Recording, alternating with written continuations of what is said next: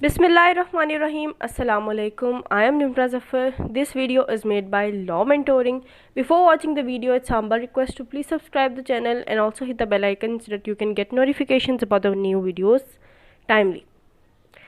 आज का जो हमारा टॉपिक है वो है गवर्नमेंट ऑफ इंडिया एक्ट 1935 का critical analysis. Government of India act जो है वो कब आया था, इसके बनने की वजह क्या थी, इसके सेलिएंट फीचर्स क्या हैं और इसका जो एंड पे हम लोग करेंगे इसका क्रिटिकल एनालिसिस, जो कि हम इसे एनालाइज करेंगे कि इसके प्रोज एंड कॉन्स क्या हैं, इसके फेलियर्स क्या हैं और इसका जो इम्पैक्ट है वो किस हद तक हुआ था। ठीक है, सबसे पहले तो गवर्नमेंट ऑफ इंडिया एक्ट जो है 1935 का वो कॉन्स्टिट्यूशनल डेवलपमेंट में बहुत ही एक अहम रोल जो है वो प्ले करता है। सबसे पहले हम इसका बैकग्राउंड देखते हैं कि गवर्नमेंट ऑफ इंडिया एक्ट जो है वो कैसे बना था। तो ये पहला कॉन्स्टिट्यूशन था ब्रिटिश इंडिया का, जो कि एनेक्ट जो है इसको किसने किया था, यूके की पार्लियामेंट ने। जब ब्रिटिश इंडिया जो था, जहाँ पर ब्रिटिशर्स की हुकूमत थी, तो वहाँ पर कोई कॉन्स्टिट्यूशन नहीं था, बिकॉज तब वो ब्रिटिश की कॉलोनी थी ब्रिटिश इंडिया। ठीक है, वहाँ पर कोई कॉन्स्टिट्यूशन नहीं था, लोगों को उनके जो हकूक़ हैं वो सही तरीके से नहीं मिलते थे। लोग डिमांड करते थे कि हमें रिप्रेजेंटेशन मिलनी चाहिए हमारे मुल्क में। तो जब डिमांड्स बढ़ती गई due to the growing demands of Indians for independence, वो कहते थे कि आप लोग यहाँ से चले जाएं, ये हमारा मुल्क है, यहाँ पर हमें रिप्रेजेंटेशन मिलनी चाहिए, हमें हमारे हकूक़ मिलने चाहिए। तो जब उनकी डिमांड्स जो हैं वो बढ़ती गई तो फिर ब्रिटिशर्स को ये स्टेप उठाना पड़ा कि वे गवर्नमेंट ऑफ इंडिया एक्ट 1935 जो है, जो कि एज अ कॉन्स्टिट्यूशन वहाँ पर लेकर आएँ और वहाँ पर जो ब्रिटिश इंडिया के जो लोग हैं उनको रिप्रेजेंटेशन दी जाए। ठीक है, उनको उनके हकूक़ दिए जाए, उनकी बात मान ली जाए। तो जो 1935 का गवर्नमेंट ऑफ इंडिया एक्ट है वो यूके की पार्लियामेंट की तरफ से आया था, मतलब यूके ने ही उसको बनाया, यूके की तरफ से ही उसको असेंट भी मिली, उसके बाद जो है एनफोर्स करवाया गया ब्रिटिश इंडिया में, ब्रिटिश इंडिया के लोगों के लिए। तो ये क्यों बना, अब इसकी क्या रीज़न थी कि due to the growing demands of Indians for independence. ठीक है, पहली ये वजह थी कि वो डिमांड कर रहे थे बार बार कि हमारा मुल्क है तो यहाँ पर हमें भी रिप्रेजेंटेशन मिलनी चाहिए और हमारे जो हकूक़ हैं, हमारे जो राइट्स हैं वो इन्फ्रिंज नहीं होने चाहिए, हमें हमारे राइट्स दिए जाएं। ठीक है, तो इसके लिए जो डिमांड्स उन्होंने की थी, अब वहाँ पर ब्रिटिश इंडिया में मुसलमान भी थे, सिख भी थे, इंडिया जो हिंदू हैं वो भी थे। तो जो इंडियंस जो है वहाँ पे या मुसलमान जो हैं उन्होंने अपनी डिमांड्स किस तरीके से उनके सामने रखी थी ब्रिटिशर्स के, कि जो मोतीलाल नेहरू थे उन्होंने क्या किया कि एक नेहरू रिपोर्ट दी, जिसके अंदर उन्होंने डिमांड्स की या रिकमेंडेशंस दी कि हमें जो है ये हमारे हकूक़ मिलने चाहिए। ठीक है, जो ब्रिटिश इंडिया के लोग हैं उनके हकूक़ की बात की उन्होंने नेहरू रिपोर्ट में, जो कि मोतीलाल नेहरू ने दी थी। ठीक है, जो कि कौन थे, हिंदू थे। अब जब नेहरू रिपोर्ट आई तो उसमें जो है कायदे आज़म को ये बात उन्होंने देखी कि नेहरू रिपोर्ट में जो मुसलमानों के हकूक़ हैं ना उनको नेगलेक्ट किया गया है, उन्हें नज़रअंदाज किया गया है। तो उसके बाद नेहरू रिपोर्ट के बाद कायदे आज़म मोहम्मद अली जिन्ना ने अपने 14 पॉइंट्स दिए, जिसको हम कायदे आज़म के 14 निकात भी कहते हैं, जिसमें उन्होंने मुसलमानों के लिए बात की थी, मुसलमानों के हकूक़ के लिए बात की थी कि हमारे भी हकूक़ जो है वो पूरे किए जाएँ। तो जब इसको डिस्कस किया गया था राउंड टेबल कॉन्फ्रेंसेस में, जो 3 राउंड टेबल कॉन्फ्रेंसेस हुई थी वहाँ पर डिस्कशन हुई थी इसके बारे में। तो जब राउंड टेबल कॉन्फ्रेंसेस जो हैं उनका कोई नतीजा सच नहीं निकल सका या वो बहुत हद तक कामयाब नहीं हो सकी, तो फिर ब्रिटिशर्स की तरफ से, यूके की तरफ से एक वाइट पेपर पब्लिश किया गया।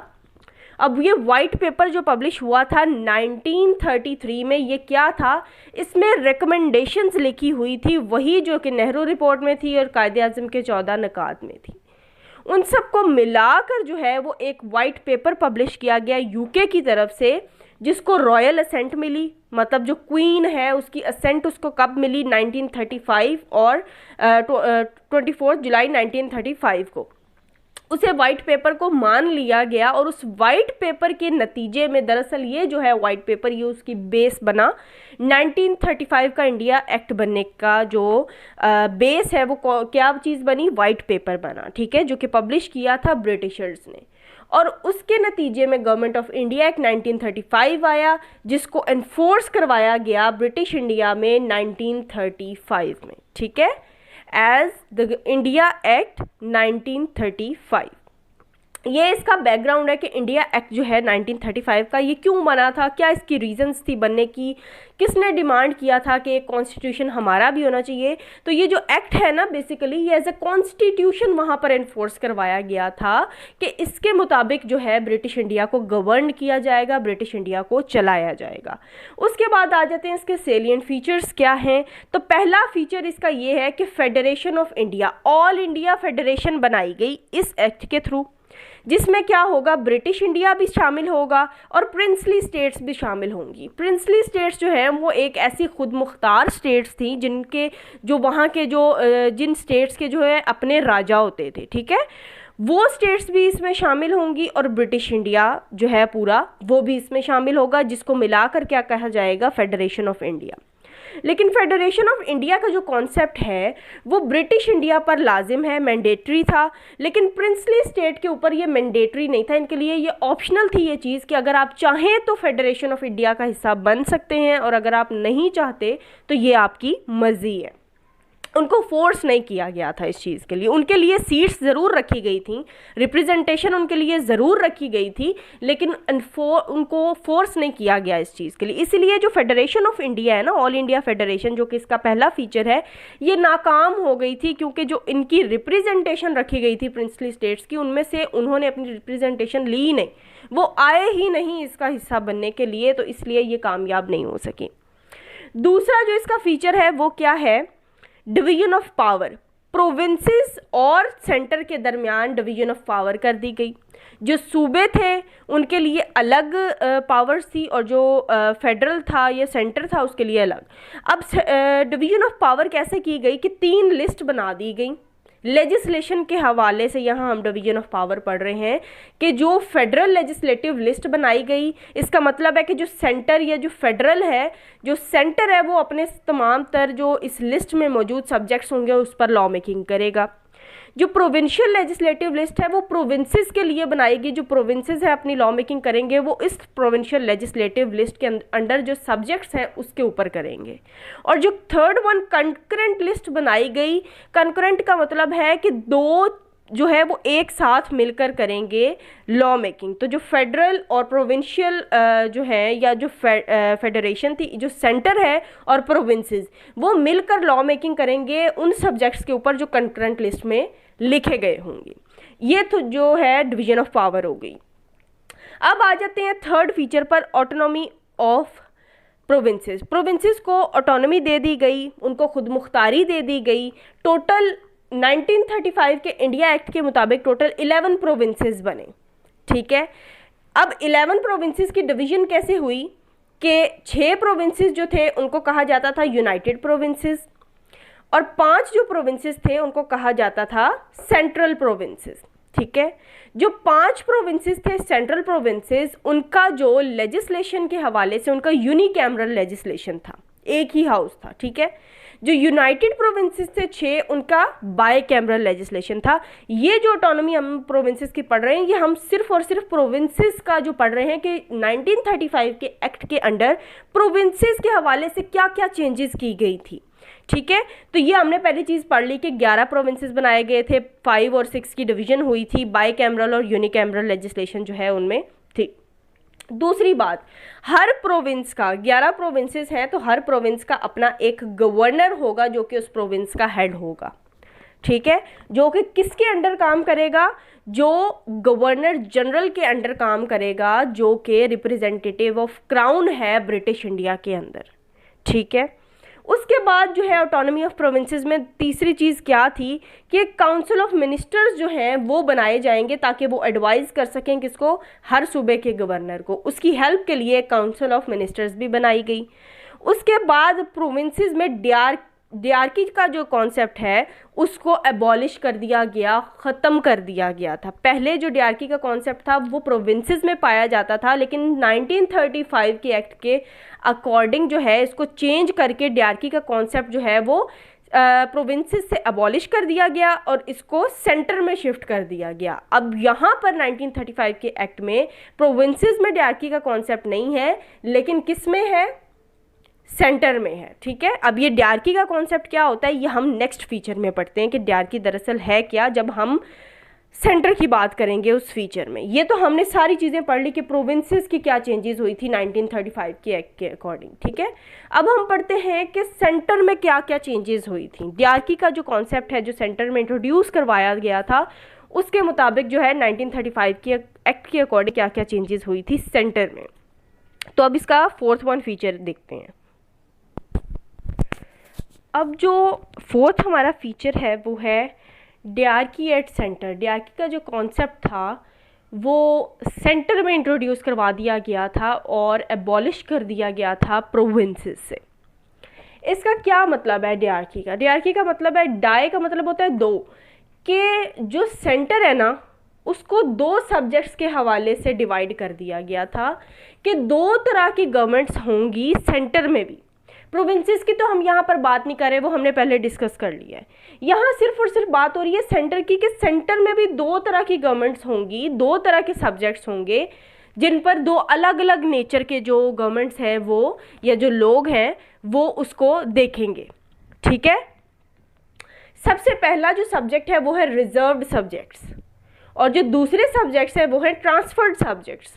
रिजर्व्ड सब्जेक्ट्स जो हैं वो किसके अंडर, जो है वो फुली किसके कंट्रोल में थे, ब्रिटिशर्स के कंट्रोल में थे। जो मेन जो हमारे ब्रिटिश इंडिया के जो मेन सारे काम थे ना वो सारे के सारे ब्रिटिशर्स ने अपने अंडर कर लिए।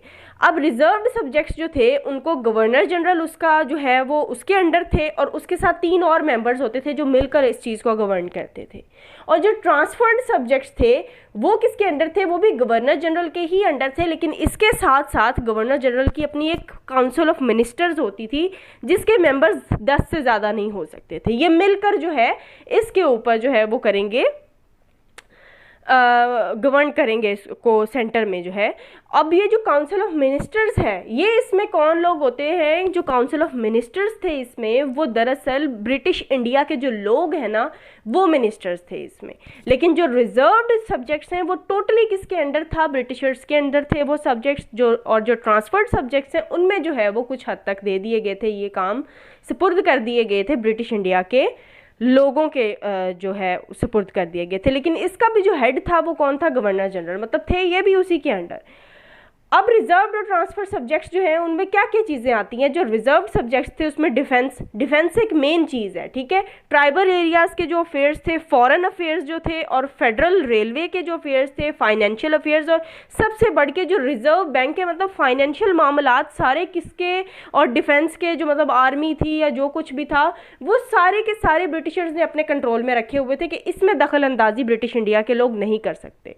मतलब हमें इससे ये बात पता चलती है कि जो 1935 का जो एक्ट है वो दरअसल ब्रिटिशर्स ने वो अपने इंटरेस्ट के लिए ही बनाया था। उसमें एक बराए नाम जिसको हम कह सकते हैं कि लोगों की डिमांड जो उन्होंने की थी जिसकी वजह से ये एक्ट आया था, उनको सिर्फ चुप करवाने के लिए ये एक्ट लेकर आया गया था। ऐसा जिसका लोगों को कोई फ़ायदा नहीं हुआ, फिर भी सारी हुकूमत जो है मेन वो किसकी थी, वो ब्रिटिशर्स की थी। और ट्रांसफर्ड सब्जेक्ट जो है उसके अंदर जो education, health, industries and commerce वगैरह ये सारे छोटे मोटे जो चीज़ें थी ये ट्रांसफर्ड सब्जेक्ट में उन लोगों के सुपुर्द कर दी गई थी।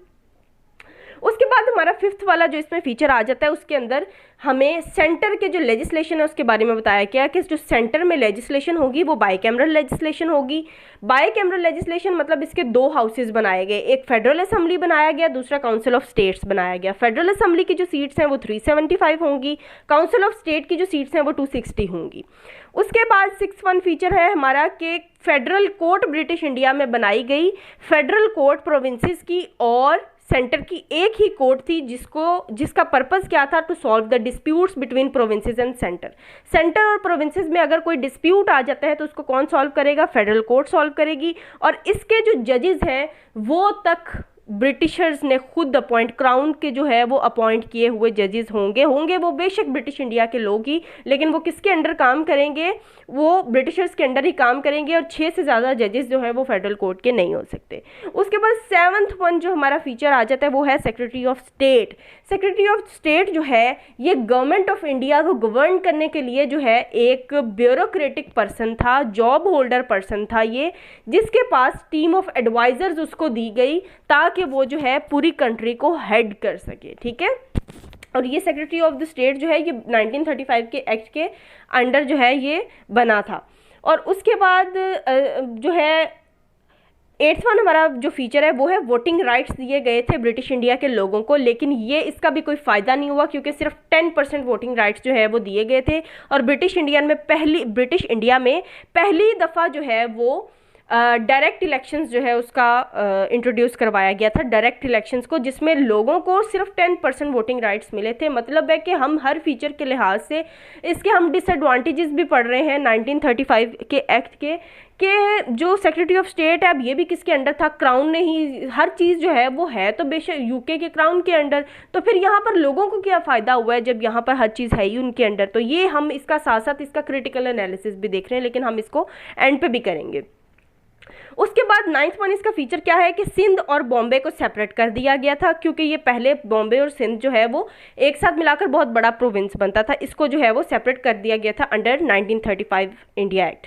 उसके बाद 10th फीचर जो है इसका वो है बिहार और उड़ीसा को सेपरेट कर दिया गया था, इन प्रोविंसेस को सेपरेट किया गया था। लास्ट हमारा फीचर जो है वो बर्मा के बारे में है कि जो बर्मा था उसको ब्रिटिश इंडिया से ही सेपरेट कर दिया गया था। ये तो प्रोविंसेस थे तो इन्हें सेपरेट किया था ना, लेकिन जो बर्मा है वो एक अलग से स्टेट बना दी गई और ब्रिटिश इंडिया से उसको वैसे ही सेपरेट कर दिया गया, और वो बाद में क्या बन गया, वो ब्रिटिशर्स की एक नई कॉलोनी बन गई। जैसे ब्रिटिश इंडिया एक ब्रिटिशर्स की कॉलोनी थी, वैसे ही बर्मा जो है जब ब्रिटिश इंडिया से सेपरेट हुआ तो फिर ब्रिटिश इंडिया की एक नई कॉलोनी बन गया। वहाँ पर भी किसका कंट्रोल था, ब्रिटिश इंडिया का कंट्रोल था। यहाँ तक तो हमने इसके फीचर्स पढ़ लिए, बैकग्राउंड पढ़ लिए, क्योंकि अब हमने इसका करना है क्रिटिकल एनालिसिस, ठीक है। तो क्रिटिकल एनालिसिस करने से पहले हमें समझना ज़रूरी था कि ब्रिटिश इंडिया का जो इंडिया एक्ट 1935 है वो दरअसल है क्या। तो अब हम आते हैं इसके क्रिटिकल एनालिसिस पर कि क्रिटिकल एनालिसिस जो है वो क्या होता है और वो कैसे किया जाता है, क्रिटिकल एनालिसिस किसी भी टॉपिक का। अब 1935 का जो इंडिया एक्ट है उसका हम लास्ट पे देखते हैं एनालिसिस। एनालिसिस जो है, जो क्रिटिकल एनालिसिस हम किसी टॉपिक का करते हैं उसका क्या मतलब है, हम क्रिटिकल एनालिसिस कैसे करते हैं। क्रिटिकल एनालिसिस का मतलब है जो हम लोग टॉपिक पढ़ रहे हैं उसको हम लोगों ने बहुत डेप्थ में जाके, हम क्रिटिकल एनालिसिस तभी कर सकते हैं जब हमारे पास डीप नॉलेज होगा, ठीक है। जब हमारे पास नॉलेज आ जाएगा तो उसको हमने एनालाइज करना है कि जो अब इंडिया एक्ट 1935 है इसके प्रोज एंड कॉन्स क्या हैं, इसके जो डिसएडवांटेजेस हैं, इसके एडवांटेजेस हैं। मतलब एक एक्ट जो आ गया है इंडिया एक्ट 1935 उसके हमने पॉजिटिव एस्पेक्ट्स भी देखने हैं और उसके नेगेटिव भी देखने हैं। अगर हम पॉजिटिव एस्पेक्ट की बात कर रहे हैं तो उसके ऊपर भी हमने आर्ग्यूमेंट्स देने हैं कि इंडिया एक्ट 1935 का अगर अच्छा एक्ट आया था, एक अच्छा इनिशिएटिव था, तो वो क्यों था। और अगर हम उसके नेगेटिव साइड की तरफ जा रहे हैं, नेगेटिव साइड उसकी हम शो करवा रहे हैं, तो हमने ये भी बताना है कि इसके जो डिसएडवांटेजेस थे वो क्यों थे, उसके ऊपर हमने एक स्ट्रॉन्ग आर्ग्यूमेंट्स देने हैं। और बेटर यही है कि आप रेफरेंस के साथ दें, ठीक है। तो अब 1935 का जो एक्ट है उसका हम एनालिसिस करते हैं कि हमें इस एक्ट की जो है वो क्या समझ आई है, हम अपने व्यूज़ देते हैं इसके ऊपर, ठीक है। तो सबसे पहले हम जो यहाँ एनालिसिस करेंगे ना वो ज़्यादातर हम करेंगे इसके नेगेटिव एस्पेक्ट डिस्कस करेंगे कि degree of provincial autonomy was restricted, के जो प्रोविंसेस को ऑटोनॉमी दी गई थी, जो कि हमने फीचर में बात की है, ठीक है।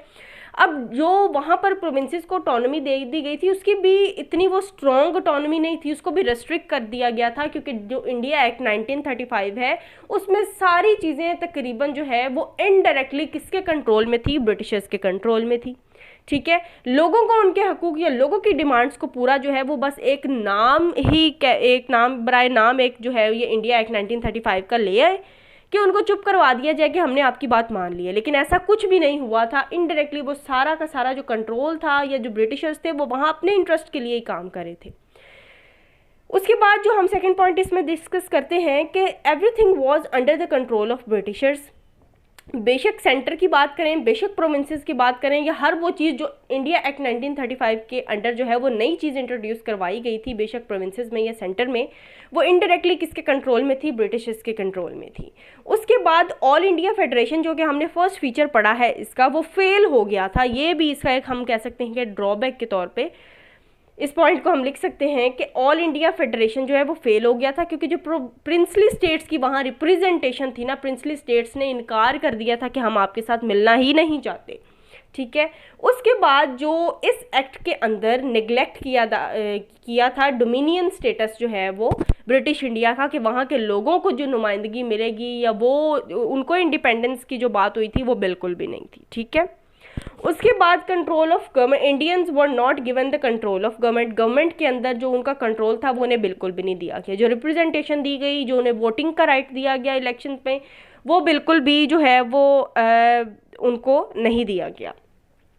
दे were not able to amend the laws without the assent of Britishers, मतलब हर चीज़ जो है वो जब ब्रिटिशर्स के कंट्रोल में है तो ब्रिटिशर्स ने या क्राउन जो था उनका, उनके वहीं से जो अगर लॉज की अमेंडमेंट होनी है तो वो वहीं से होनी है। आप गवर्नमेंट ऑफ इंडिया एक्ट 1935 जो कि एज अ कॉन्स्टिट्यूशन वहाँ पर इन्फोर्स कराया गया था, उसको अमेंड जो है वो ब्रिटिश इंडिया के लोग नहीं कर सकते अपने बिहाफ पर। ठीक है, उसकी अमेंडमेंट अगर होगी या कोई ऐसा लॉज जो है वो नहीं बनाएंगे जो कि पावर ऑफ क्राउन के अगेंस्ट जाए, जो वहाँ पर ब्रिटिशर्स की पावर को कम करे, ऐसा कोई भी लॉ नहीं बनेगा। तो ये भी बात इनके अगेंस्ट आ गई।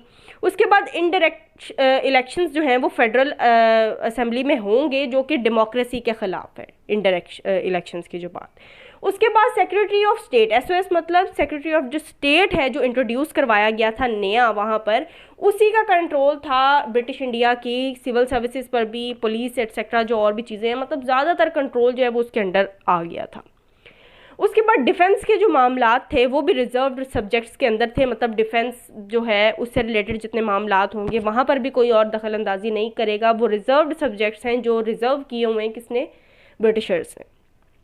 उसके बाद डिस्क्रिशनरी पावर्स ऑफ गवर्नर, जो हर प्रोविंस का गवर्नर है उसके पास पावर्स ज़्यादा होंगी, और जो गवर्नर प्रोविंस का होगा वो भी किसके अंडर काम करेगा? एज अ होल जो एक गवर्नर जनरल होगा ब्रिटिश इंडिया का, उसके अंडर काम करेगा। हर बात जो है वो उससे पूछ कर जो है वो हर काम किया जाएगा। तो यहाँ पर भी लोगों की बात तो ना मानी गई, तो जो गवर्नर जनरल है जो कि रिप्रेजेंटेटिव ऑफ क्राउन है, जो यूके का जो क्राउन है उसका रिप्रेजेंटेटिव है गवर्नर जनरल, उसी की जब कंसेंट से हर काम गवर्नर ने करना है तो फिर यहाँ पर लोगों को तो उनके हकूक ना दिए गए।